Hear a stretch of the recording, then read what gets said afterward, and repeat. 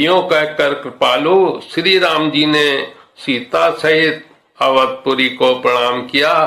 सजल नेत्र और पुलकित शरीर होकर श्री राम जी बार बार हर्षित हो रहे हैं।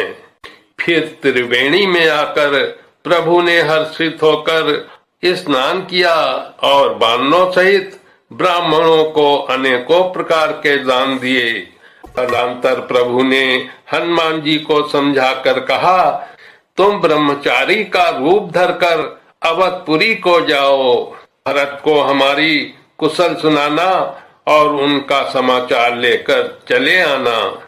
पवन पुत्र हनुमान जी तुरंत ही चल दिए। तब प्रभु भरद्वाज के पास आए। मुनि ने इष्ट बुद्धि से उनकी अनेकों प्रकार से पूजा की और स्तुति की और फिर लीला की दृष्टि से आशीर्वाद दिया। दोनों हाथ जोड़कर तथा मुनि के चरणों की वंदना करके प्रभु विमान पर चढ़कर फिर आगे चले।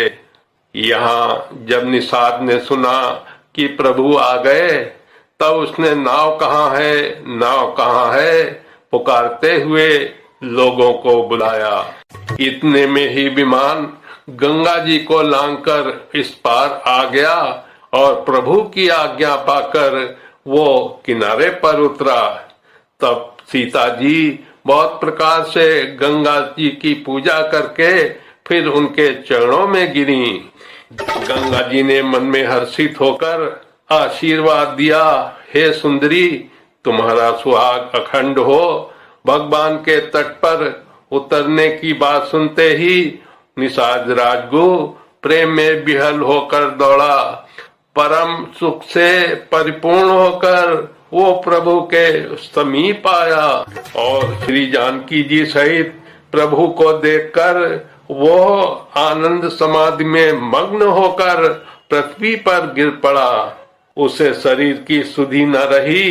श्री रामचंद्र जी ने उसका परम प्रेम देखकर उसे उठाकर हर्ष के साथ हृदय से लगा लिया।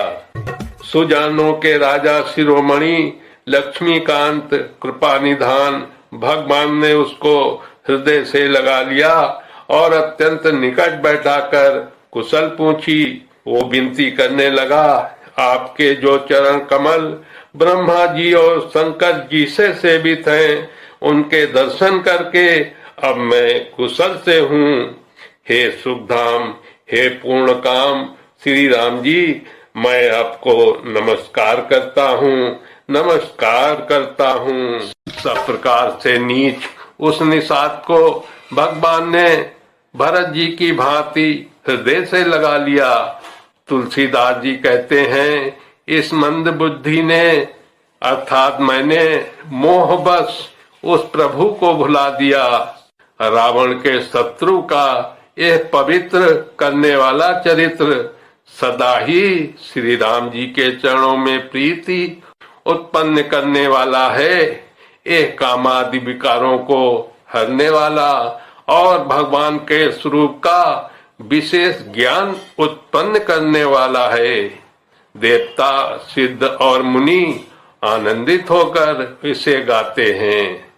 जो सुजान लोग श्री रघुवीर की समर विजयी संबंधी लीला को सुनते हैं, उनको भगवान नित्य विजय, विवेक और विभूति ऐश्वर्य देते हैं। अरे मन, विचार करके देख, यह कलिकाल पापों का घर है। इसमें श्री रघुनाथ जी के नाम को छोड़कर पापों से बचने के लिए दूसरा कोई आधार नहीं है।